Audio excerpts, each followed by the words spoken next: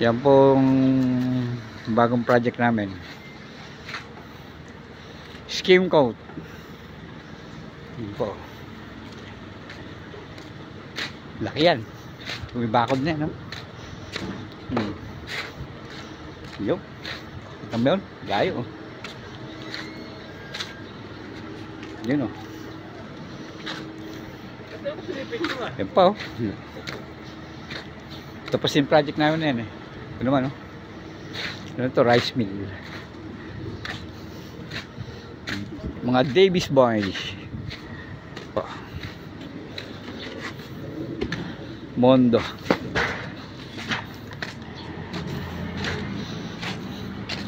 Yan, Mondo. Mondo po yan, Mondo. Pinagluhan lang na yung boys yan, pero Mondo yan. Yan po si Rayson. Rayson, kaway nga. Iyan na, nasa YouTube siya. Oh, ha? Model ng Davis.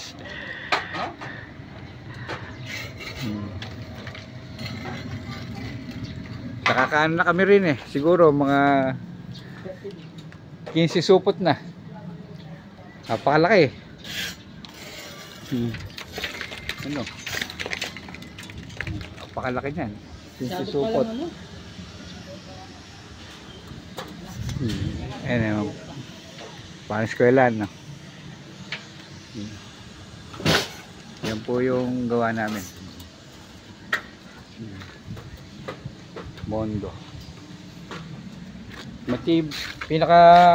Pangalawang matibay ito, eh. Yan, no? Skim coat. Mondo. Yan. Ano siya? Yan, no?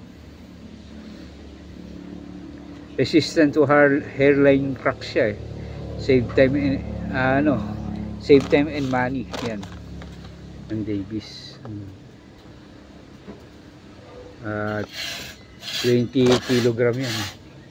Malaki rin napapairan yan, eh. Malaki rin ang ang Mondo.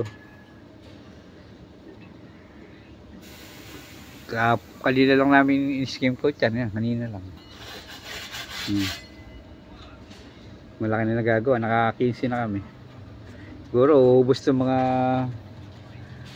20 supot o mahigit pa. Mga 30, ganun. Yan po ang skim coat. Mondo skim coat. Sige po, thank you po.